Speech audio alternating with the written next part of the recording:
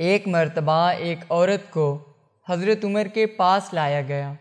اور بتایا گیا کہ اس عورت نے زنا کیا ہے۔ جب حضرت عمر نے اس عورت کی تصدیق کی تو پھر حکم دیا کہ اس عورت کو رجم کر دیا جائے۔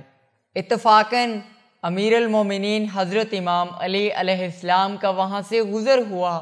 تو امام علیہ السلام نے پوچھا، اس عورت کا کیا معاملہ ہے؟ لوگوں نے بتایا کہ یہ پاگل عورت فلاں بنت فلاں ہے اور حضرت عمر نے اس کے رجم کا حکم دیا ہے۔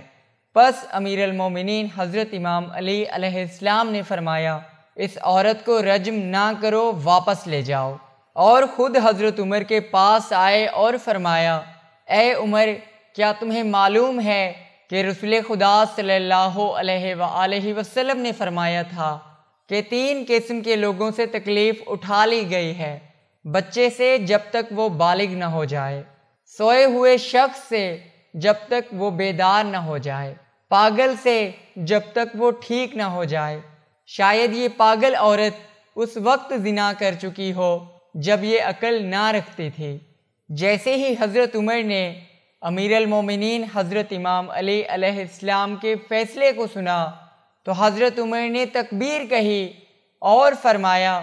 اگر علی نہ ہوتے تو میں عمر ہلاک ہو جاتا۔